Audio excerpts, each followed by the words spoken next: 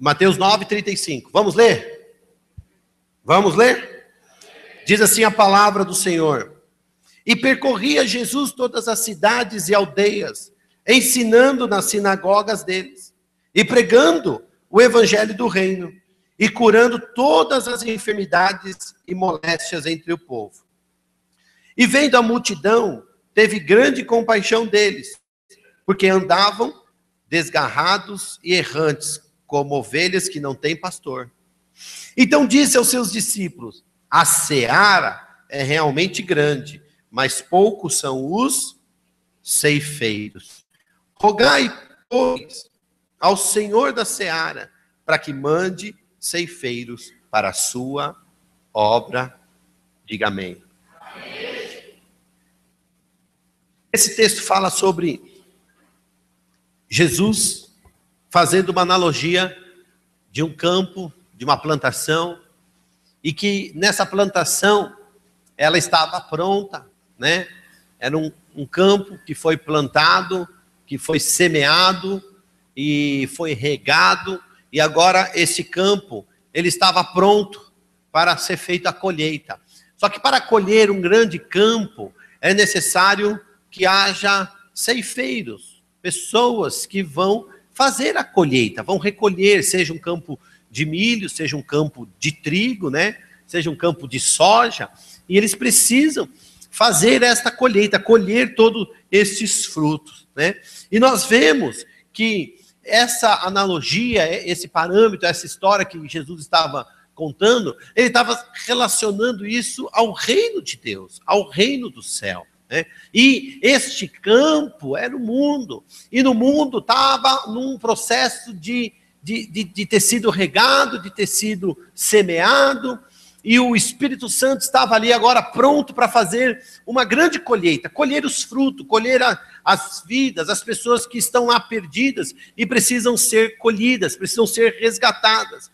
E aí Jesus fala desses ceifeiros, mas que não há ceifeiro suficiente para fazer esta obra. Nós imaginamos que pregar o evangelho ou estar numa igreja, e quantos discípulos estão aqui e falam assim: que vontade de ver a igreja cheia, que vontade de ajudar um irmão, que vontade de ajudar outras pessoas, né?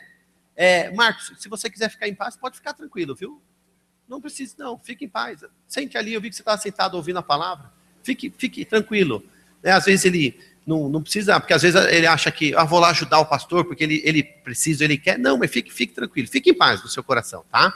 Pode deixar o Espírito Santo que ele está falando ao coração das pessoas. É muito bom ministrar quando tem um teclado no fundo, né? Mas aí o tecladista fica toda vez ali prestando atenção na nota e tal.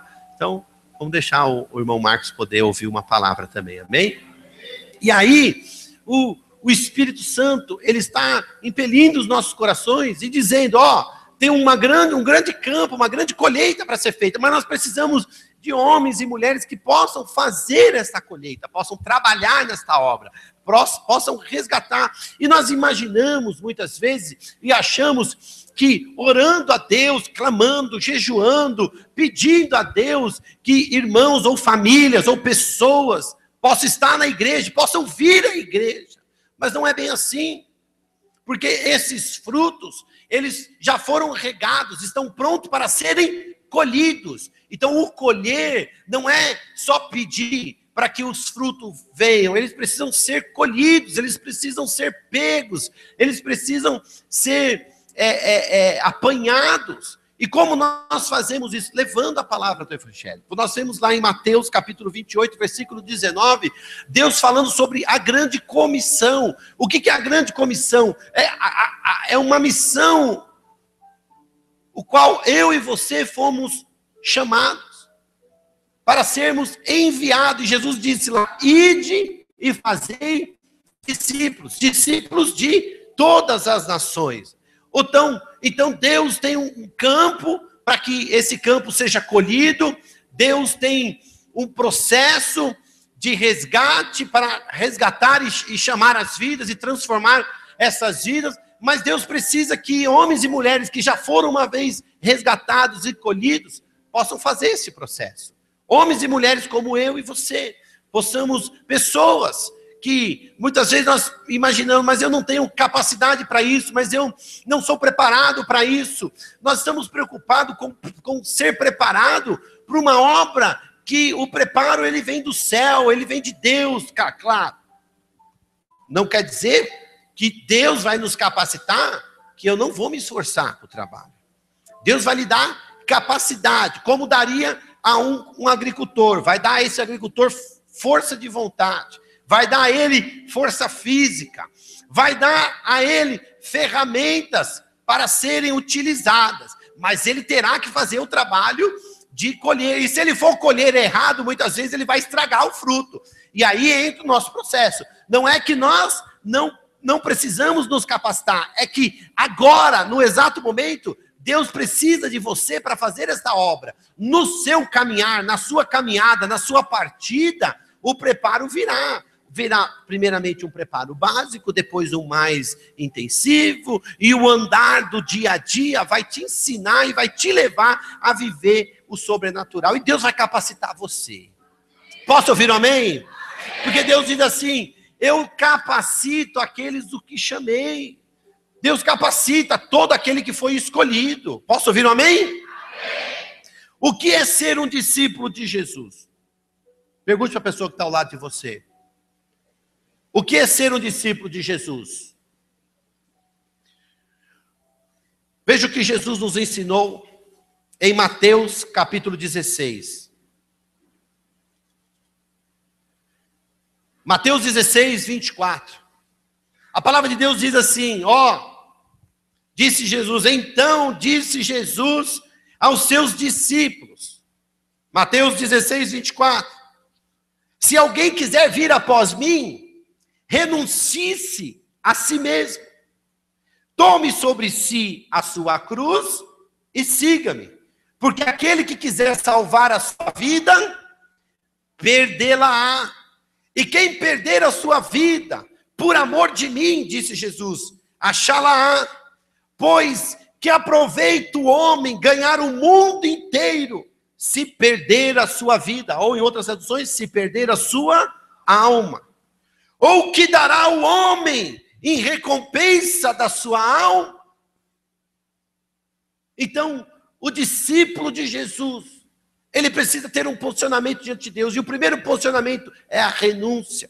Nós precisamos renunciar muitas coisas em nós que nos afasta do projeto de Deus, que nos afasta da obra do Senhor, que nos leva distante desse trabalho, o trabalho que Deus nos chamou. Muitas coisas estão em nós, na nossa vida, né? no nosso coração, estão ali realmente impedindo da gente fazer o trabalho de Jesus. E nós precisamos entender que o discípulo é aquele que renuncia, porque às vezes nós estamos correndo para ganhar a nossa vida. E Jesus está dizendo, esse que corre para ganhar a sua vida, ele vai perder a sua vida. Aqui no reino de Deus é assim, aquele que perde, aquele que renuncia a si, e renunciar a si, na verdade, não é perder, porque Deus mostra na sua palavra que quando nós entendemos e andamos no projeto de Deus e nos entregamos no projeto de Deus, nada nos faltará. Então, com o reino de Deus, nada se perde. A única coisa que Deus quer que a gente perca é aquilo que está prendendo o nosso coração, botando aquilo em primeiro lugar do que o reino de Deus, botando as coisas em nós do que não são do reino, e nos atrapalha e nos impede de viver a obra que Deus nos chamou. O discípulo é aquele que percorre em todos os lugares, ensinando, pregando o evangelho. Mas como isso é possível? Só vencendo comodismo, porque nós somos cômodos, nós estamos acostumados. Muitas vezes nós temos um medo. O medo não nos permite avançar, o medo não nos permite falar do amor de Jesus. Muitas vezes vem a vergonha. Quantos não se sente com vergonha na hora de falar do amor de Jesus? Quantos? ficam ali envergonhados, pensando, não, eu não vou falar nada. Ai, a pessoa às vezes está ali sofrendo, precisando daquele resgate, precisando que você abra a boca e fale do amor de Jesus, mas naquele momento você decide ficar quieto, ou fica envergonhado, ou fica com medo, ou algo que te toma e não permite com que você fale, ou muitas vezes algo que está te atrapalhando, porque tem coisas nesse mundo que são prazerosas, e às vezes vocês estão assim, é melhor esse prazer do que a obra. Muitos acabam até tendo esse condicionamento, acabam tendo esta vida, mas não percebem a vida que tem. Não percebem o que fazem, não percebem o que estão fazendo, mas estão perdendo as suas vidas, porque não fazem um projeto que Deus chamou vocês. Escute, está me ouvindo? Deus te chamou para um propósito. Não te formou por acaso. Não te fez por um acaso. Você não foi um acidente, meu irmão. Você foi uma ideia criativa de Deus. E Deus teve essa ideia, plantou essa semente no útero da sua mãe. E, olha que coisa linda. Você nasceu. Posso ouvir um amém? Amém. Você nasceu e é lindo e linda como é. Como Deus formou. Posso ouvir um amém? Se você crê, dê umas palmas ao Senhor, né?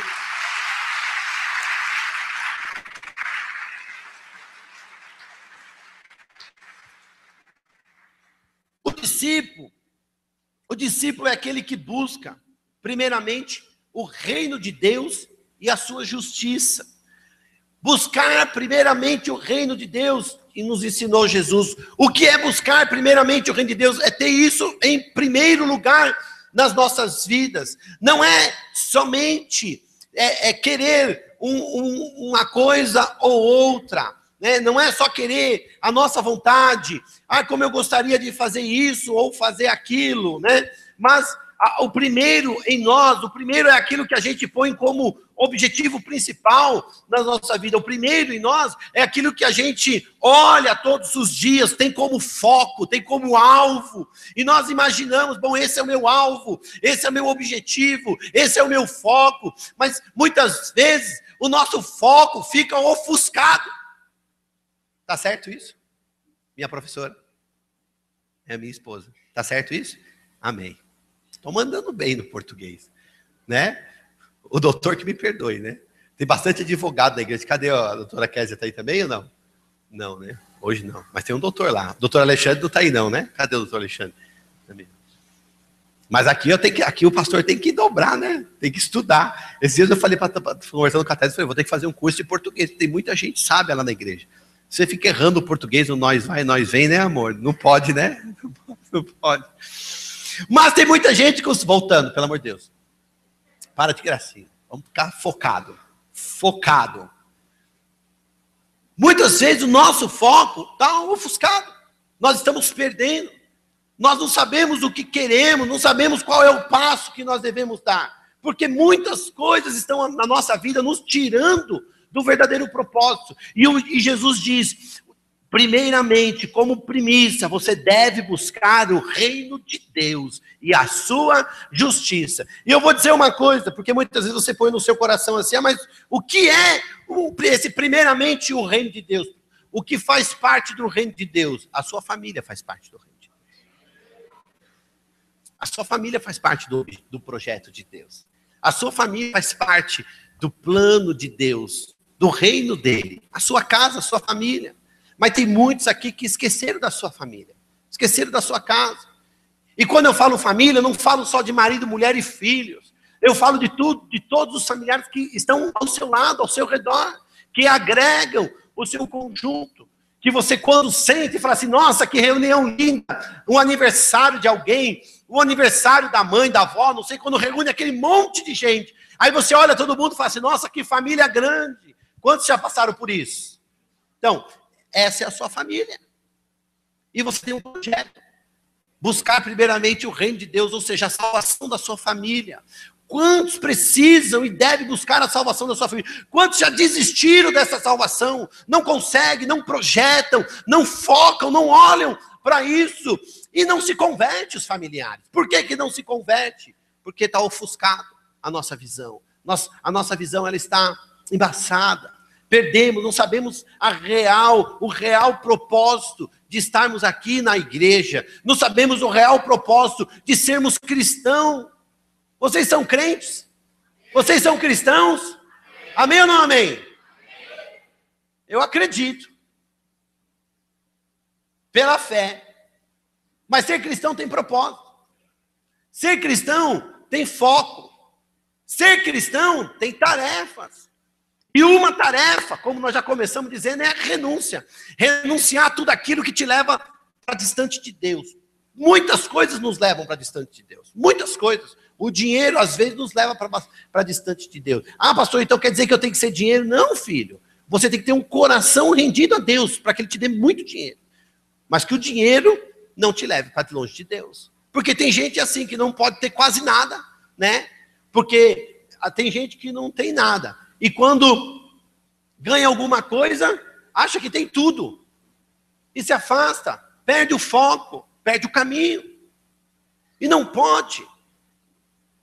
O que aproveita o homem, ele ganhar o mundo todo, e ganhar esse mundo todo, o mundo inteiro, não é só os seus planos e os seus sonhos, mas envolve tudo, até os bens materiais. E o que adianta ele ganhar o mundo todo e perder a sua alma? Então nós temos que estar focados no projeto de Deus. Se nós somos discípulos, se nós somos cristãos, nós precisamos entender que a nossa família é parte do reino de Deus. Então você, homem e mulher que está aqui hoje, você tem um projeto, você tem um plano, você precisa orar pela sua família. Você precisa orar pela conversão da sua casa. Você precisa orar pela conversão dos seus filhos. Você precisa orar pela conversão dos seus pais, dos seus tios, dos seus primos, de todos que estão ao seu redor. Ou você na sua família. O que você é na sua família? O que você é na sua família? O que você é na sua família? Quem é você lá? Será que eles olham você e dizem: ah, eis aí uma irmã, eis aí um cristão? Será que é isso que eles olham em você? Ou eles olham e falam: lá vem esse hipócrita, fala que é crente, mas faz tudo de errado. O que falam de você nos bastidores da sua família? Já pensou nisso? Porque as suas atitudes falam mais alto que as suas palavras. Porque está cheio de gente que tem discurso na boca, mas não tem discurso na atitude. Está cheio de gente. O discurso é muito bonito. Muito bonito. Mas o discurso, ele se dá pelas suas atitudes. As suas atitudes é quem diz quem você é. Não é o que sai da sua boca. Porque o que sai da boca pode ser enganoso. Porque o coração do homem é enganoso. Mas as suas atitudes revelam quem você é. O que você faz ou deixa de fazer revela quem você é. Vira para a pessoa do seu lado e diz assim: o que você faz diz quem você é. Cuidado com o que você faz. Pergunte para ela assim: quem é você para os seus familiares?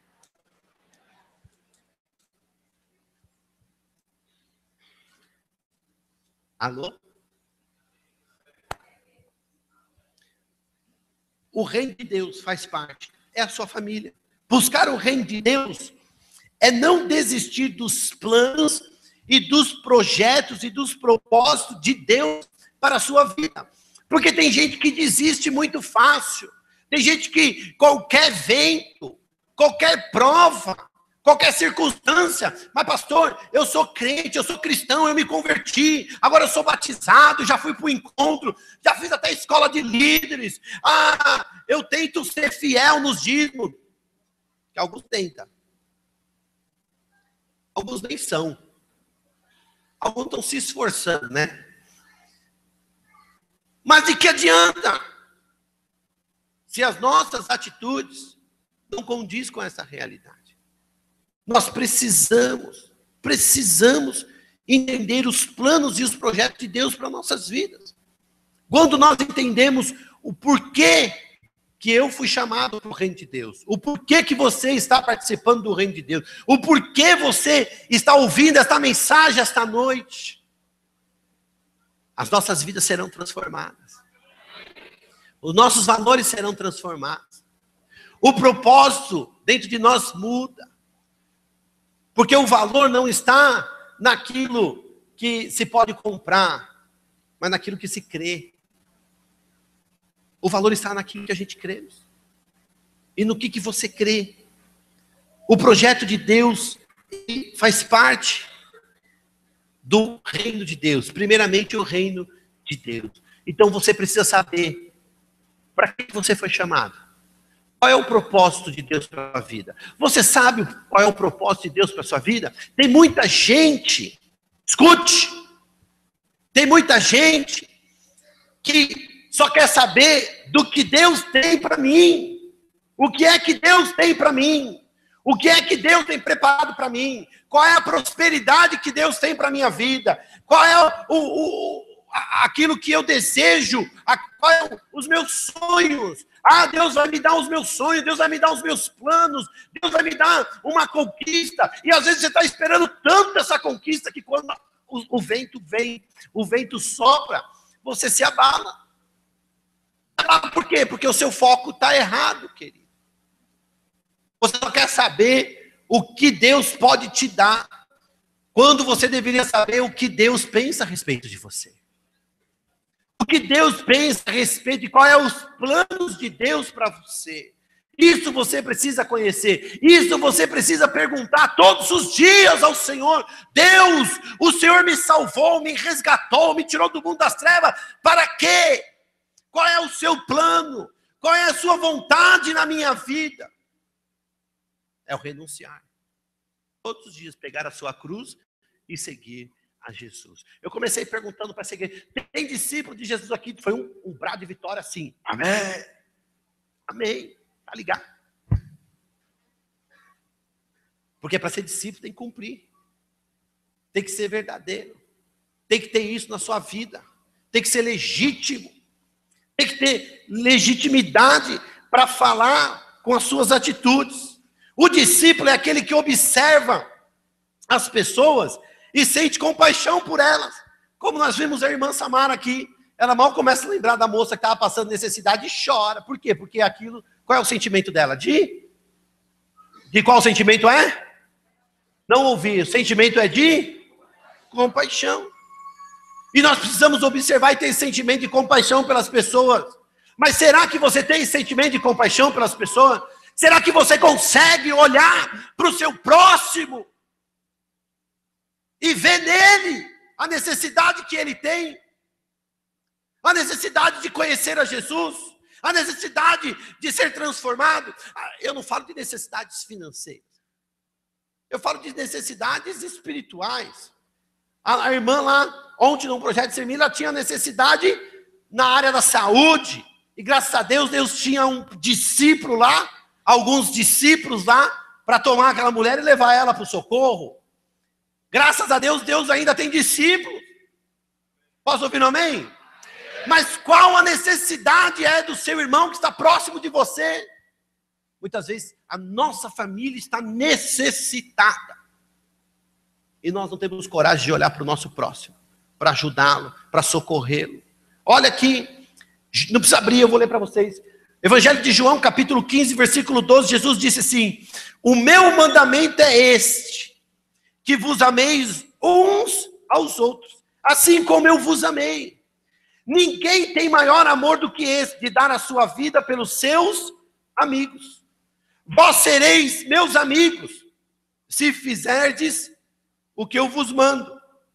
Já vos não chamareis servos, porque o servo, ele não sabe o que faz o seu senhor, mas tenho-vos chamado amigos, porque tudo quanto ouvi de meu Pai, vos tenho feito conhecer. Não me escolheste vós a mim, mas eu vos escolhi a vós. Posso ouvir um amém? E vos nomeei para que vades e deis fruto, e o vosso fruto permaneça, a fim de que tudo quanto em meu nome pedirdes ao Pai, Ele vos conceda. Isto vos mando, que vos ameis uns aos outros. É um mandamento. E aquele que recebe um comando e não obedece, ele é? O que ele é? Ele é rebelde mesmo. E rebeldia é pecado de feitiçaria. Está no pecado. Se você não consegue amar o seu próximo, você está no pecado. Porque aquele que pode fazer o bem e não faz, ele peca, diz a palavra de Deus. Então, se você pode, você deve amá-lo. Se você pode, você deve ajudá-lo. Se você pode e deve fazê-lo, porque é mandamento de Jesus, é sentir a compaixão pelo nosso próximo, é ajudá-lo, é estendê-lo a mão, é socorrê-lo, é se levantar em favor dele. Não é se fazer de agente secreto, não. Se ele descobrir, se ele quiser, ele que venha para a igreja. Tem muita gente que diz isso, que diz assim, eu já falei de Jesus para fulano, já convidei vir para a igreja, se ele quiser, ele sabe o caminho. É verdade ou não é? Mas está errado. Porque ele é a plantação, e ele precisa ser colhido, precisa ser apanhado. Ele não virá sozinho. Você vai trazê-lo. Posso ouvir um amém? Amém. Você precisa trazê-lo. Você precisa pegar na mão dele, você precisa se esforçar. Como um cristão, você precisa falar do amor de Jesus para que ele seja conduzido. O discípulo é aquele que se preocupa em conduzir o rebanho para o caminho do reino de Deus. E muitas vezes tem pessoas assim que ela não se preocupa. Na verdade, ela tem assim por si só, e algumas vezes assim, quantas vezes já não ouvi assim dizer, eu sou assim, pastor, eu sou assim, eu convido uma vez só, se veio, veio, se não veio, eu sou assim. Filho, você é assim, Jesus tem misericórdia de você. Continuará tendo, graças a Deus, as misericórdias do Senhor, elas duram de eternidade a eternidade. Porque se você é assim, não quer dizer que você está certo. Está cheio de gente querendo achar o que é certo, quando está tudo errado. Ou quase tudo errado. Não vamos achar que nós somos a perfeição porque nós somos crentes. Ou porque nós frequentamos a igreja. Ou porque nós estamos num culto. Ou porque recebemos o Espírito Santo, somos batizados em línguas. Ou porque ficamos sábios e conhecedores da palavra. Vamos achar que nós somos cristãos. Deus bateu bastante nos fariseus. Porque eles tinham discurso, mas não tinham as atitudes. Eles eram hábeis na lei, mas não praticavam a lei. Por isso que Jesus chamava os fariseus de hipócritas. Por causa disso. Nós temos que olhar para dentro de nós, e olhar em nós, e sermos aquele homem, aquela mulher que vamos conduzir as pessoas para o reino de Deus. Nada pode passar em branco. Não podemos ser essas pessoas que dizem assim, eu fiz uma vez, me esforcei, mas a pessoa não quis vir. Veja, querido, é como uma pessoa que precisa de um socorro, e ela precisa ser levada a esse socorro. Eu vou tomar o exemplo dessa moça que ontem foi socorrida. Ela estava ali, ela estava recebendo auxílio, as pessoas até chegaram ali para dar auxílio para ela, mas o que ela precisava era de ser socorrida. E se não colocasse aquela mulher dentro do carro e levasse ela para ser socorrida, ela possivelmente poderia até morrer. Poderia, nós não sabemos, mas poderia. Mas se alguém não tivesse dado o auxílio para que ela pudesse receber um remédio, ela não seria curada e restaurada no seu físico. A mesma coisa são para a sua família, para os seus familiares, para os seus amigos, para o seu colega. Se você não for o canal de bênção, pegar essas pessoas, trazerem ela até este hospital e dar um remédio chamado Jesus para ela, para que a vida dela seja restaurada e restabelecida, muitas dessas pessoas vão continuar morrendo.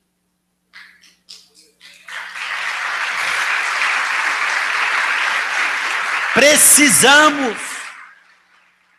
O discípulo de Jesus. Temos um discípulo de Jesus aqui?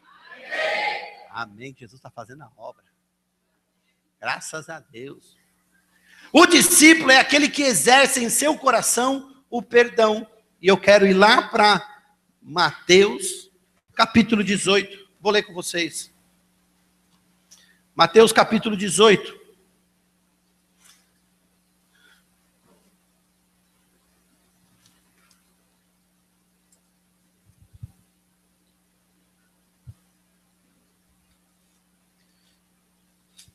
Vocês encontraram? O versículo 23 em diante. Diz assim: por isso o reino dos céus pode comparar-se a um certo rei que quis fazer contas com os seus servos. E começou a fazer contas. Foi-lhe apresentado um que lhe devia 10.000 talentos. Escute, presta atenção, está me ouvindo? E não tendo ele com que pagar, o seu senhor mandou que ele e a sua mulher e os seus filhos fossem vendidos. Terrível isso, não é? Contudo, o quanto tinha, para que a dívida fosse paga. Então aquele servo, prostrando-se, e reverenciava, dizendo: Senhor, seja generoso para comigo, e tudo te pagarei. Então o senhor daquele servo, movido de íntima compaixão, soltou-o e perdoou-lhe a dívida. Saindo, porém, aquele servo encontrou um de seus conservos, que lhe devia 100 dinheiros. E lançando mão dele, sufocava-o, dizendo: paga-me o que me deves. Então o seu companheiro, prostrando-se aos seus pés, rogava-lhe, dizendo: seja generoso para comigo, e tudo te pagarei. Ele, porém, não quis. Antes, foi encerrá-lo na prisão, até que pagasse a dívida. Vendo, pois, os seus conservos o que acontecia, contristaram-se muito e foram declarar ao seu senhor tudo o que se passara. Então o seu senhor, chamando-os à presença, disse-lhe: servo malvado, perdoei-lhe toda aquela dívida, porque me suplicaste. Não devias tu igualmente ter compaixão do teu companheiro, como eu também tive misericórdia de ti?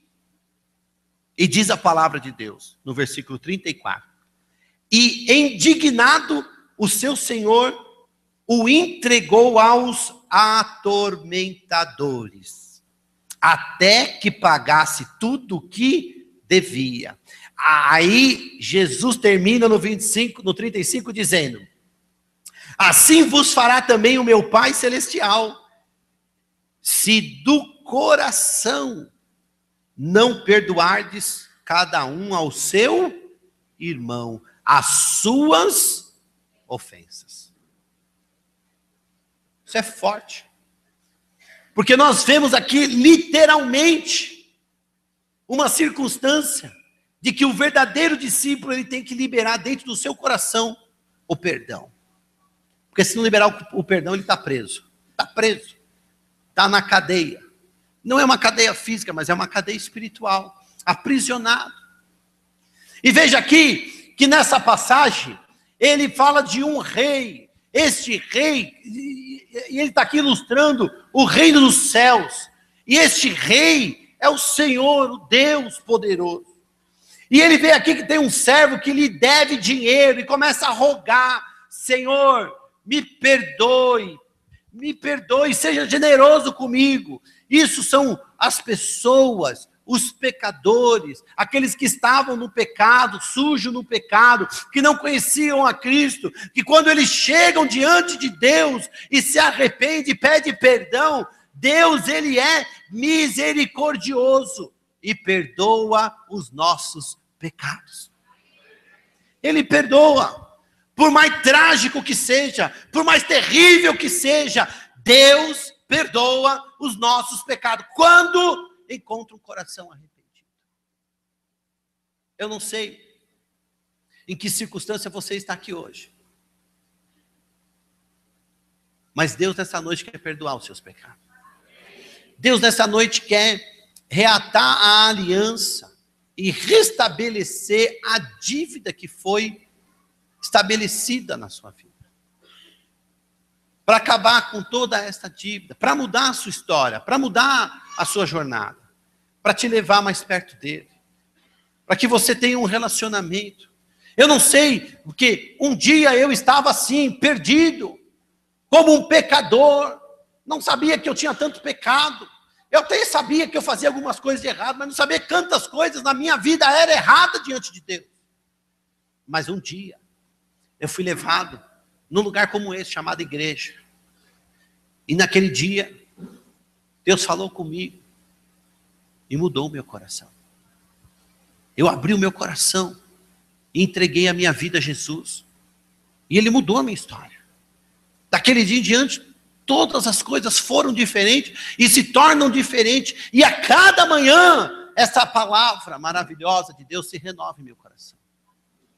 E cada dia que passa eu me torno um homem melhor, um marido melhor, um pai melhor, um pastor melhor. Porque a palavra de Deus entra em mim, porque eu sou apaixonado por Deus. Porque desde o dia que Ele perdoou os meus pecados e mudou a minha vida. Eu não sei se você já teve essa oportunidade de abrir o seu coração e entregar a sua vida para Jesus. Eu não sei se você já conseguiu fazer isso publicamente. Às vezes as pessoas ficam ali, eu conhecia Jesus, eu também conhecia Jesus, mas eu não sabia o que essa relação, este ato público de se entregar a Cristo pudesse mudar tantas coisas dentro de mim. E foi esse ato público que mudou a minha vida, mudou a minha história e pode mudar a sua também. Eu não sei se você já entregou a sua vida para Jesus. Eu não sei se você está aqui hoje e você já foi uma pessoa que já se entregou para Jesus uma vez, mas ainda está aí andando pelas coisas que não são dele, perdido, quem sabe, ou confuso em seu foco, em seu coração, e não caminhando segundo aquilo que Deus tem para você, e você está afastado deste caminho, longe de Jesus, distante dele, caminhando pela sua própria vontade, tentando fazer os seus próprios planos, os seus próprios projetos, quando Deus tem um plano e um projeto melhor do que o seu. Porque o que Deus tem para você é muito melhor, muito maior daquilo que você pensa, daquilo que você imagina, do que subiu no seu coração. É o que Deus tem preparado para as nossas vidas. Eu não sei se você está nessa circunstância nesta noite, mas eu quero dizer para você, Jesus tem um projeto para você, Jesus tem um plano para a sua vida, e Ele quer te resgatar nessa noite. Coloque-se de pé, igreja, por favor.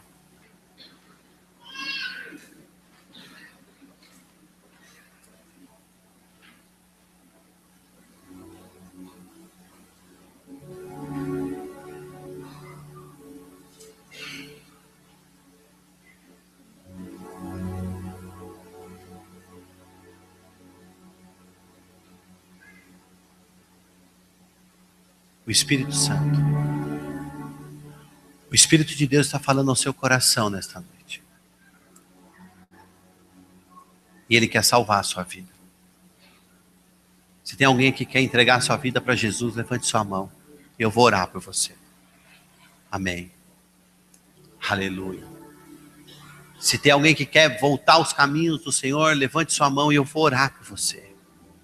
Se tem alguém que quer se estabelecer novamente, voltar e se aliançar novamente com Deus, levante a sua mão e eu vou orar por você. Tem alguém? Tem mais alguém além desse jovem? Tem mais alguém que deseja nesta noite se estabelecer na posição de filho, de discípulo, daquele que entendeu e recebeu o amor de Jesus?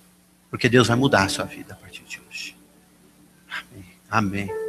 Tem mais alguém que deseja? Tem mais alguém? Tome coragem. Não permita que o medo atrapalhe. Não permita que a vergonha atrapalhe. Vergonha do quê? Nós estamos entre irmãos. Jesus diz assim: aquele que me negar na terra será negado diante do Pai, mas aquele que não me negar na terra, eu não negarei diante de Deus. E Jesus, Ele está na posição de um advogado diante de Deus, para nos defender, dizendo: Pai, o meu sacrifício na cruz, o meu sangue, pagou as dívidas dele. Ele está livre. Quem quer reatar sua aliança ou entregar sua vida para Jesus, que nem essas vidas que fizeram isso, levante sua mão e eu quero orar por você também. Tem mais alguém? Aleluia. Tem mais alguém? Mais alguém que eu possa ver? Tem mais alguém? Eu queria chamar essas vidas aqui à frente. Vem cá que eu quero orar por você. Venha cá. A senhora lá no fundo também que levantou a mão. Venha para cá. Venha. Eu vou orar por vocês. Venha aqui perto de mim. Hoje, Deus, Ele restabelece algo maior, algo honroso em nós, que é nos levar à presença dEle. Nos curando, nos limpando. Como é bom entregar o coração, abrir o coração, para que a nossa vida seja de Jesus. Jesus não é um peso. Vem aqui, chegue mais perto. Jesus não é um peso. Ele é o alívio. Andar com Cristo é andar em justiça. Andar naquilo que é certo. E aquilo que é certo não é um peso. Porque o espaço pode ser momentâneo. Mas o peso da glória que tem sobre nós, ele será eterno. E o momentâneo dessa vida não se compara à eternidade que Deus tem para nós. Eu quero orar pela vida de vocês. Porque Deus vai restabelecer hoje. Hoje Deus restaura as vidas de vocês. Diante da aliança de Deus. O ato de se entregar. De dizer, eis-me aqui, Senhor. Eu preciso reatar a aliança. Eu preciso me entregar ao Senhor. Isso toca o coração de Deus. Como aquele homem que pediu, tenha misericórdia. E lhe foi perdoado. Deus hoje perdoa vocês. E restabelece uma aliança. E a Bíblia diz que se o Filho do Homem vos libertou, verdadeiramente sereis livres. E hoje Deus faz com que a vida de vocês seja livre, livre do pecado, livre da acusação, livre de todo engano do que o inimigo põe na mente, das palavras. Mas hoje Deus restabelece um momento novo, que se constrói com a presença de Cristo neste lugar.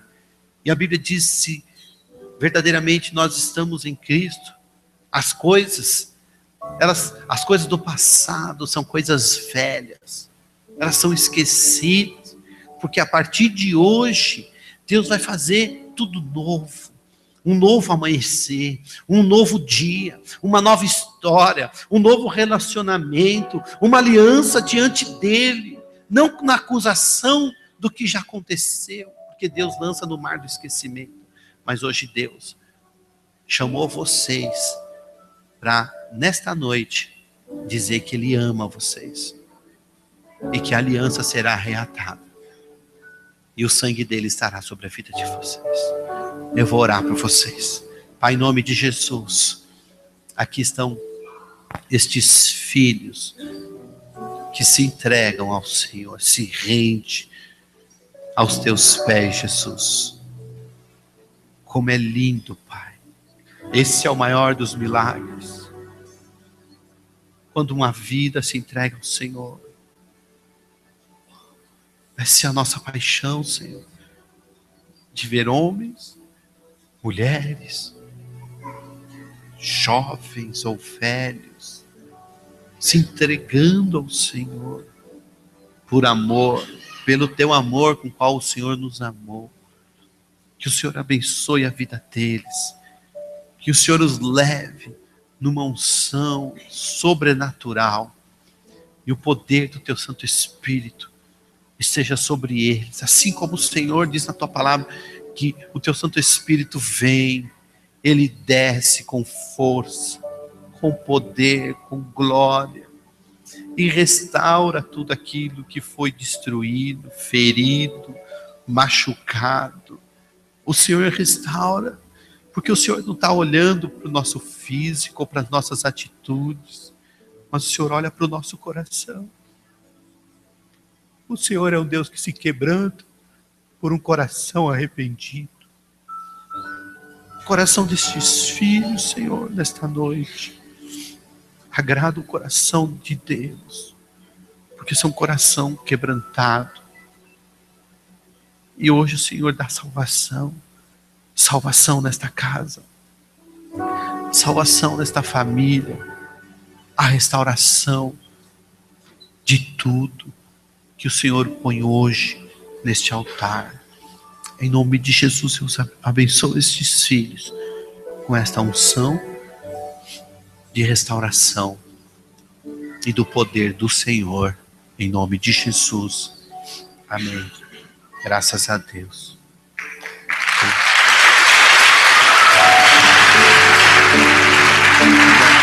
Deus ama vocês, viu?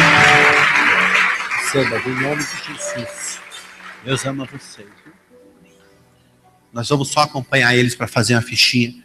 Eu queria que você, Igreja da Restauração, escute, que eu não acabei o culto ainda não.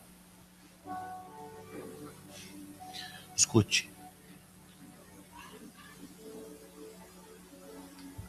Esse servo que foi perdoado, como nós vemos, porque Deus nos perdoa. Mas esse servo que foi perdoado, passando o tempo, ele teve uma circunstância que machucou, que lhe trouxe dívida, que lhe deixou em débito. E na hora de ele exercer a mesma misericórdia que um dia ele recebeu, ele não exerceu. Antes, ele pisou. Antes, no seu coração, ele disse: não vou perdoar não. Sou eu que tenho razão. Eu não fiz nada de errado. Foi fulano ou ciclano que errou. Foram eles que me machucaram, que me ofenderam. Foram eles que me feriram. Não fui eu. Mas no seu coração, escute. No seu coração, as lembranças são como um verdadeiro outdoor. Parece que você vê todos os dias. Está na sua boca. Está no seu falar. E quando você se dá conta, está falando daquela circunstância, daquele problema, daquela dificuldade. Sabe por quê? Porque você não consegue perdoar. Quem é ferido, nunca esquece. Quem apanha, não esquece. Muitas vezes quem bate até esquece. Ou nem percebe que fez. Mas quem se fere, não esquece. Fica doído. E a Bíblia diz que se nós não limparmos o nosso coração, nós ficaremos aprisionados com atormentadores, espíritos malignos. Escute, nos rouba a paz, nos rouba a inteligência, nos transforma em pessoas nécias, sem sabedoria, porque ficamos presos às vezes em coisas que não têm raciocínio. Para quem é limpo, mas para aquele que está ferido, é uma notícia, todos os dias, na mente e no coração, e não consegue se livrar daquilo. Mas hoje Deus trouxe você aqui para limpar o seu coração. Às vezes, isso é com uma pessoa que está próxima da gente. Às vezes, é com pessoas até da própria igreja. Às vezes, é com o nosso próprio marido ou esposa. Está ferido, está machucado, está aprisionado, não esquece, não perdoa. Diz nas suas palavras: não, isso passou, eu estou bem. Mas toda vez que você encosta a sua cabeça no travesseiro, vem a sua memória e te traz aflição, e você é angustiado por aquilo, e toda vez que você olha uma circunstância parecida, causa em você um sentimento de raiva, uma emoção tóxica no seu coração, que muitas vezes você diz: se fosse comigo. porque já foi uma vez. Mas ainda está ferido, está sangrando, está machucado. Mas Jesus diz que aquele que do coração perdoar, esse será livre.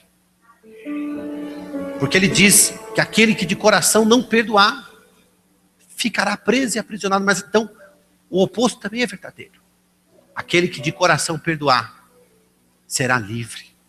Eu não sei se você pode fazer isso hoje, ou se tem uma circunstância real hoje aqui, e se você precisar fazer isso, faça. Peça perdão para o seu irmão. Se for com a sua esposa, com o seu marido, faça isso hoje. Hoje, neste lugar. Não deixe para amanhã, porque Deus está estabelecendo um tempo novo, uma nova história nesta noite. Um novo começo. E eu quero desafiar vocês para que nesta noite vocês sejam livres de todo atormentador que lhe aprisiona, que te atormenta e que impede de você viver aquilo que é extraordinário na sua vida. Eu quero te desafiar hoje a você abrir o seu coração e a liberar perdão. Porque o verdadeiro discípulo, ele tem um coração puro diante de Deus. Um coração limpo, sem mágoa, sem rancor. E se essa pessoa não está aqui, não tem problema. Você precisa derramar isso no altar de Deus. Você precisa pôr isso aos pés de Jesus. Coloque aos pés da cruz.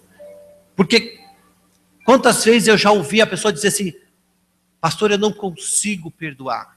É porque você quer perdoar com as suas forças. Você não tem força para isso. Você está confiando em você. E Jesus diz que não é bom que você confie na força do seu braço. Está em Provérbios. Mas você precisa confiar nele. De onde virá o meu socorro? O meu socorro vem do Senhor. Ponha isso aos pés da cruz. Ponha isso aos pés de Jesus. Porque Jesus vai te libertar nesta noite. Eu quero que você curve a sua cabeça. E se você precisa fazer isso, se você precisa nesta noite tomar esse posicionamento, eu quero que você venha diante do altar e libere essas pessoas do seu coração. Eu quero que você tenha essa atitude de fé. As nossas atitudes são respaldadas, não a nossa linguagem. E se você realmente precisa, e hoje Deus vai te libertar. E se você está aqui com a sua pessoa e você precisa fazer isso, peça perdão para ele e venha para o altar. E se coloque diante de Deus. Se coloque no altar do Senhor. Não se prenda. Não se prenda.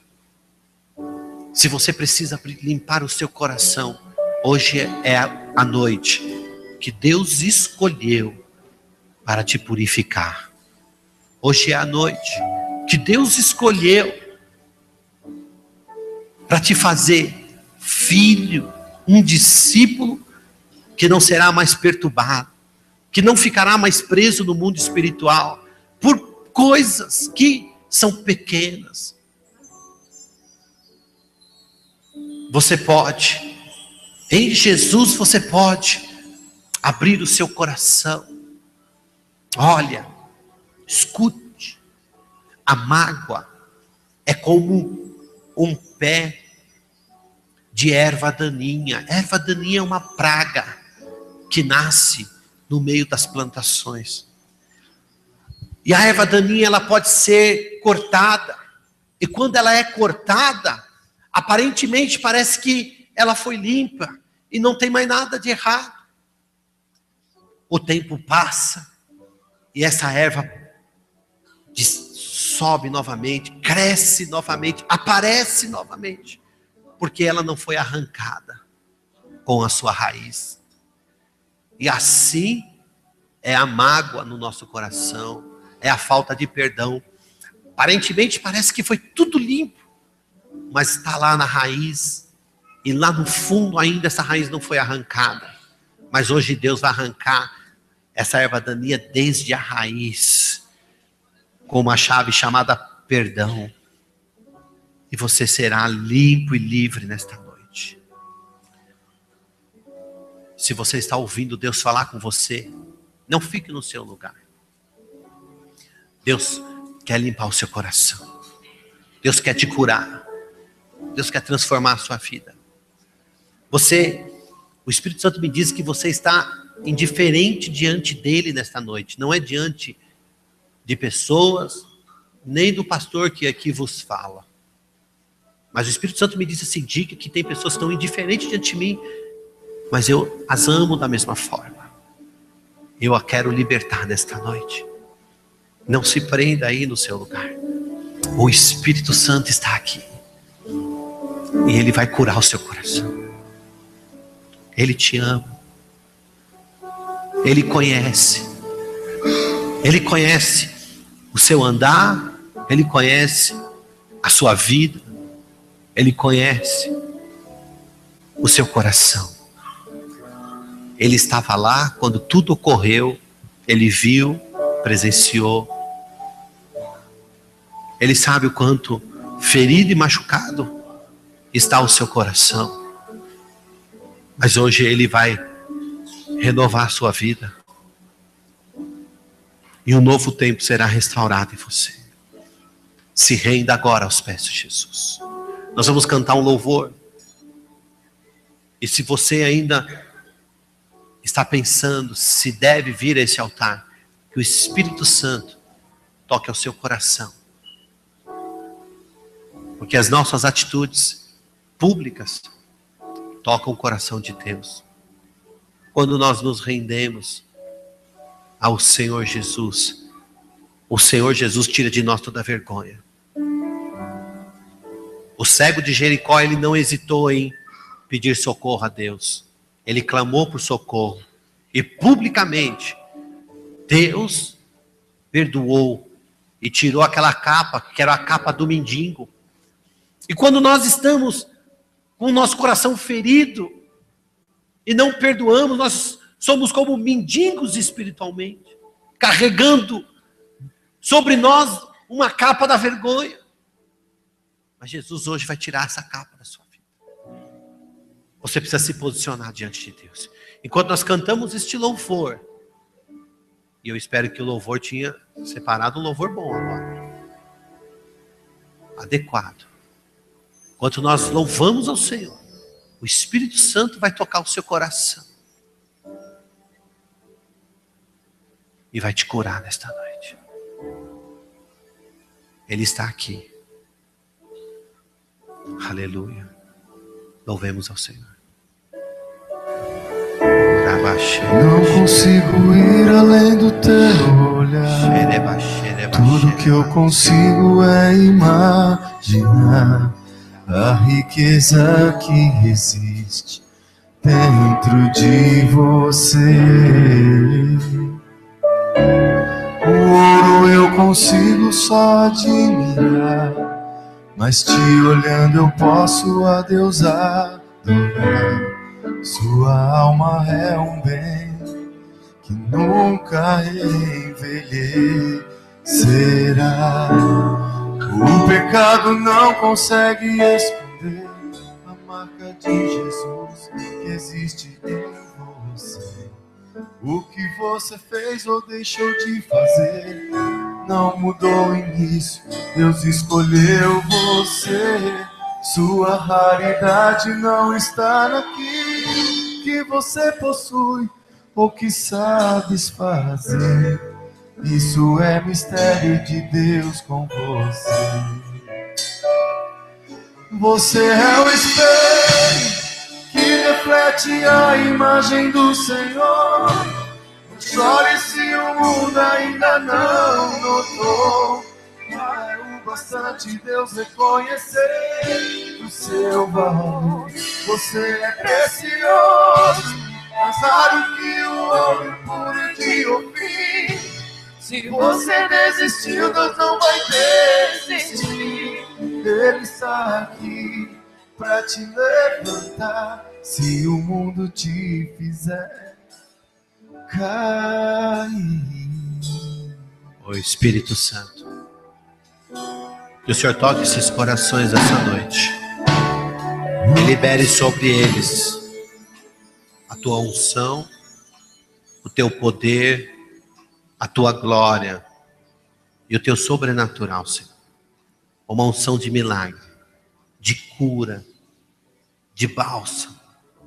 O bálsamo de Gileade, Senhor, sobre estes filhos. Em o nome de Jesus, tudo aquilo que o inimigo plantou e tudo aquilo que eles precisam para serem livres, Senhor, que o Senhor opere nesta noite, em o nome de Jesus. Ponha sobre eles, Senhor, o teu sangue, o sangue de Jesus, para que esses corações sejam limpos e purificados nesta noite, em o nome de Jesus, em o nome de Jesus, em o nome de Jesus, porque o Senhor é um Deus que cura, o Senhor é um Deus que liberta, o Senhor é um Deus de maravilha, em nome de Jesus. Olha, aonde estão os discípulos de Jesus? Aonde está a geração eleita do Senhor? Aqueles que percorrem, que avançam, que ministram, que operam o sobrenatural, que têm os seus corações puros diante de Deus, diante do Senhor, deixa Thaís. E o operar da unção através de suas vidas. Onde estão esses discípulos? Deus, nesta noite, eu quero fazer outro desafio com você. Escute. Escute. Escute.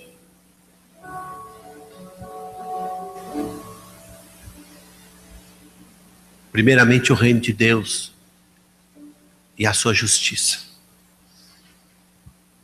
Família, amigos, colegas e discípulos que estão ao nosso redor e não são transformados e mudados e não são resgatados porque não nos posicionamos como discípulos de Jesus. Mas eu quero, neste momento, te desafiar nesta noite, porque você foi chamado por Deus para um propósito, para um plano e para um projeto.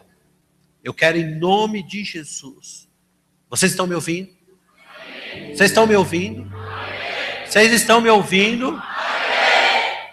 Escute, escute. Se você entendeu a mensagem desta noite, Jesus termina o versículo 37 de Mateus capítulo 9, dizendo: rogai ao Senhor da seara, para que envie ceifeiros para a sua seara. Se você entendeu isso esta noite, eu quero te fazer e te propor um desafio. No próximo culto, aqueles que virão na quarta-feira ou no domingo, no próximo culto, você não virá sozinho. Você vai trazer alguém que é pecador e que precisa ouvir a voz de Deus e precisa de salvação. Você vai trazer aquele que está distante do caminho e precisa ser resgatado. Quem sabe esse que está distante é a sua família. E você está se posicionando, sabe como? Eu já falei tantas vezes, se quiser me acompanhar, acompanhe. Não. Os campos estão brancos. Esse familiar seu está ansiando por você. Ele está esperando você pegar ele pela mão. E você não tem essa atitude, você está lá, duro. Mas semana que vem, o extraordinário de Deus vai correr na sua vida. Aqueles que tomam isso como propósito na sua vida hoje e aceitam esse desafio, dê um passo à frente no altar que eu quero orar por você.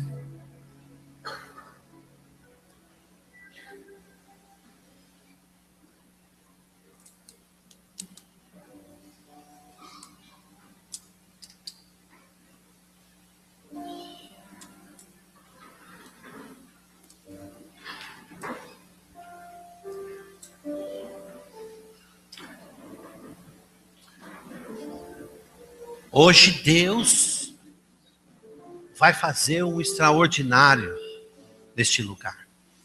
E a glória de Deus se manifestará na vida de vocês e na vida da família de vocês. E aquilo que você imaginava que não poderia acontecer, agora vai acontecer. Você crê nisso? Eu creio no poder da oração. E aquele que você imaginava que não poderia receber a Cristo, esse se converterá. E será grato por você, porque você não hesitou e você falou de Jesus para ele. E você o tomou pela mão. Você o colheu como colhe o trigo no campo, como colhe uma espiga de milho. Você vai colher essas vidas porque Jesus tem um propósito para você. Ele te chamou de discípulo. E não diz que vocês são servos, vocês são amigos. Porque um amigo é aquele que faz a vontade de Deus. E ele nos deu um mandamento para que nós amássemos esse próximo. E esse próximo está tão próximo de você e você pode fazer isso. E você vai fazer isso. E semana que vem, porque hoje Deus ministrou uma cura no coração de vocês. Eu vejo a glória de Deus sobre a vida de vocês. E Deus vai lhe capacitar numa unção sobrenatural. E semana que vem, cada um de vocês trará esse fruto colhido aos pés de Jesus. E Jesus será honrado pela sua vida. Vocês recebem isso? Estenda a sua mão. Pai, em nome de Jesus. Arabacaia basui de comanaia sedecas. Canto ibe xerecomanaia sinecopatecas. Sobre estas mãos, ó Deus de Israel, Criador dos céus e da terra, o que formou cada um desses filhos e filhas, que os chamou e os comissionou num projeto do seu reino. Filhos e filhas, que rendido aos seus pés hoje, diante deste altar, recebem esta unção e esse poder, não o poder da inteligência humana, mas da sabedoria de Deus, vinda dos céus, para que estes filhos se estabeleçam. E a semana que vem, grande salvação haverá, através da vida deles. Que o Senhor os envie nesta noite, como discípulos do Senhor, para colherem, como ceifeiros da sua obra, para trazer e levar a salvação àqueles que precisam. Pelo poder do nome de Jesus. Eu oro agora, Espírito Santo, para que você ministre esta unção. E esta unção, este manto, seja liberado sobre a vida desses discípulos. Com as suas mãos estendidas, diga assim: Senhor Jesus, nesta noite, eu abro o meu coração, eu recebo esse desafio de ser enviado com esse propósito. Eu sou teu discípulo. Eu sou tua discípula. E diante do seu altar, eu me coloco como amigo, Senhor, para colher os frutos que aí fora estão e precisam da minha voz, das minhas palavras.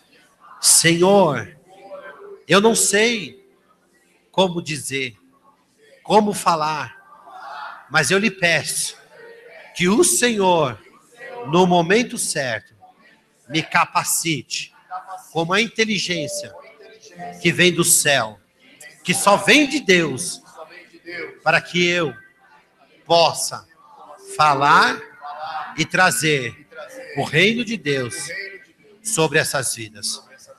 Me ajude, Senhor, que domingo que vem, uma grande multidão virá comigo. E o seu nome, Jesus, o seu nome será honrado pela minha vida. Obrigado, Senhor. Amém. Você recebe? Aleluia. Forte esse aplauso que é para Ele, ao nosso Deus, digno de honra e de glória.